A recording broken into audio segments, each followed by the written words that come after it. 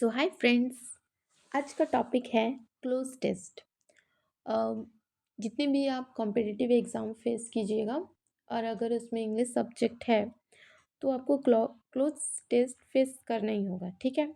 इसलिए मैं अभी जो लाई हूँ वो बहुत सिंपल सा है। धीरे धीरे मैं इसका लेवल बढ़ाऊँगी। तो आइए एक सिंपल क्लोज टेस्ट से स्टार्ट करती हूँ। और आप लोग क्या कीजिएगा, क्वेश्चंस एमसीक्यू देखने के बाद आप लोग खुद सोचिए उसमें क्या आंसर होना चाहिए। वीडियो को पॉज करके उसमें आंसर सोचिएगा। देन फिर वीडियो को फिर से स्टार्ट कीजिएगा और देखिएगा क्या आपने सही किया। सही किया तो ये तो बहुत अच्छी बात है, और नहीं किया तो उसको और अच्छे से जानने का कोशिश कीजिएगा कि क्यों गलती हो रहा है।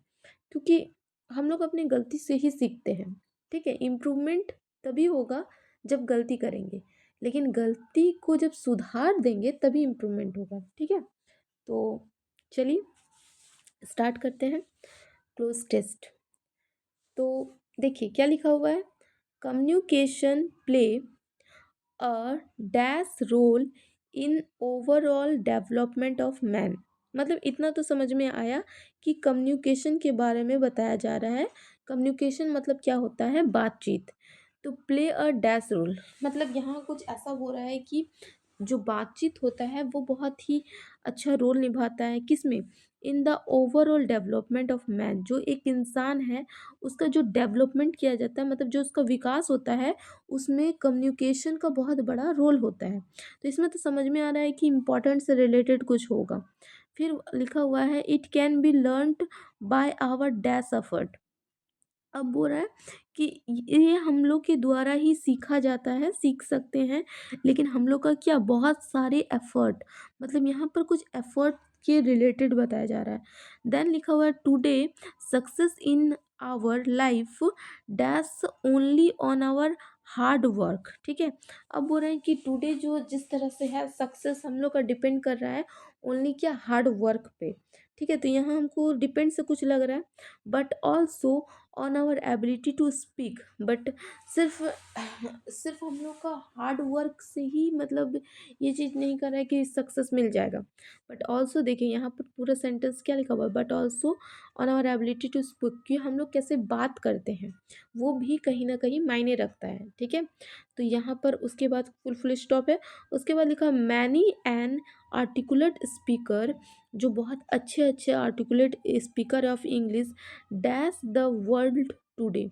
तो अब जहाँ तक मुझे समझ में आ रहा है कि अब आपको ये पूरा अच्छे तरह से क्लोज टेस्ट समझ में आ गया है कि क्या बोलने का कोशिश कर रहा है, ठीक है। अब इसके आंसर पे आते हैं हम लोग। क्वेश्चंस देखते हैं फिर आप बताइएगा कि क्या आंसर होना चाहिए।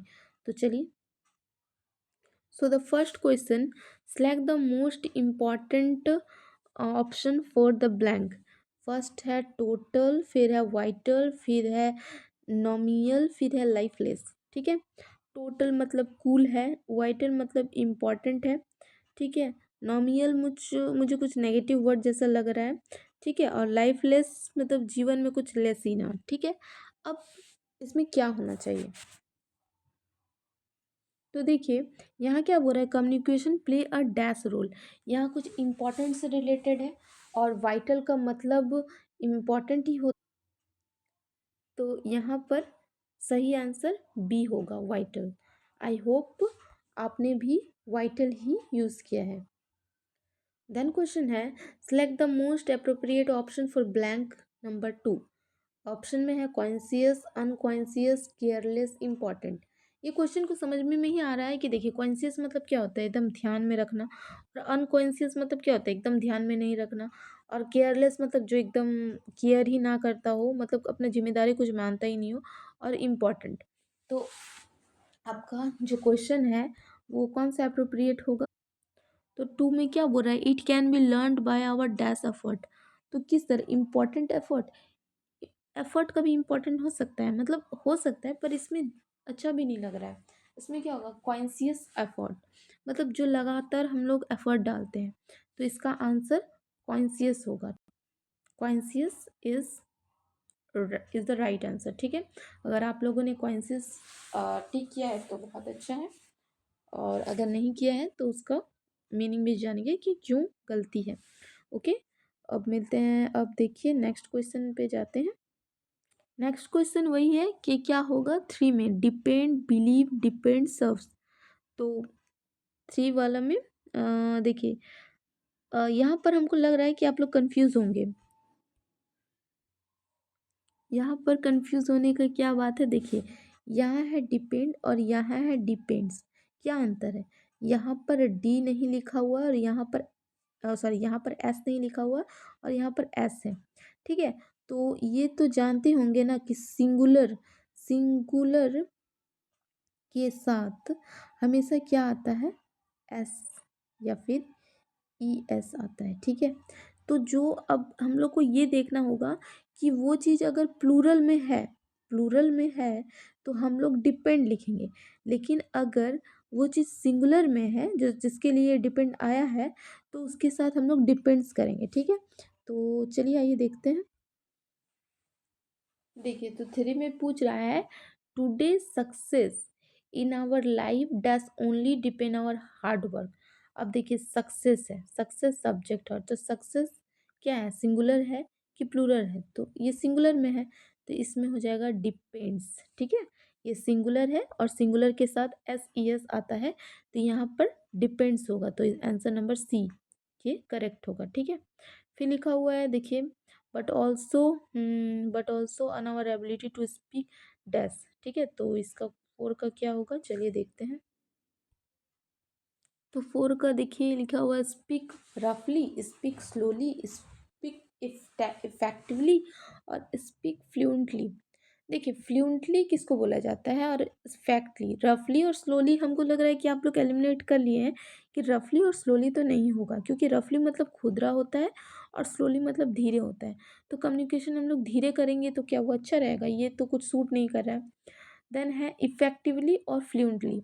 ये वर्ड देखिए, इफेक्टली मतलब क्या होता है, प्रभावशाली, और फ्लुएंटली मतलब क्या होता है कि बिना रुके बिना झिझक किए हम लोग मतलब अच्छे से अपने शब्दों को बोल पाएँ। ठीक है, तो फ्लुएंटली अक्सर हम लोग इंग्लिश में जब स्पीकिंग करते हैं तब बोलते हैं फ्लुएंटली, वो इंग्लिश बोलता है या बोलती है। ठीक है, तब मतलब वो बिना रुके एकदम बोलती जाती है, उसमें वो उसका ना वोकेबलरी पावर अच्छा है, ग्रामर पावर अच्छा है, इसलिए वो फ्लुएंटली बोल पा रही है। लेकिन यहाँ पर कम्युनिकेशन स्किल के बारे में बताया जा रहा है, इसका मतलब उसका कुछ स्किल है तो वो प्रभावशाली होना चाहिए, तभी ना पब्लिक के सामने उसको बोलने में एक क्या होगा, उसका एक इम्प्रेशन जमेगा।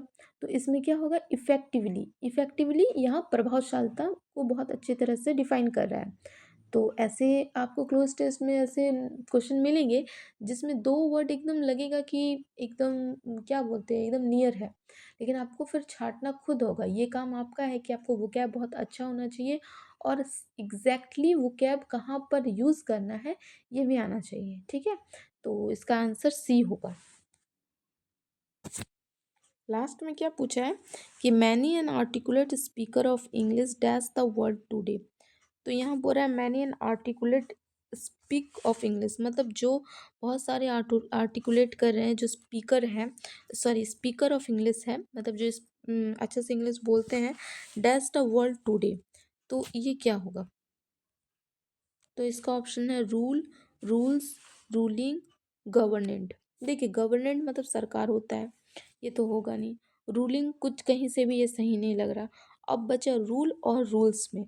ठीक है, तो मैनी अ स्पीकर, यहाँ पर आप बोलिए मैनी अ स्पीकर को सिंगुलर बोलेंगे कि प्लूरल बोलेंगे। तो देखिए मैनी, मैनी ये होता है प्लूरल। ठीक है, और मैनी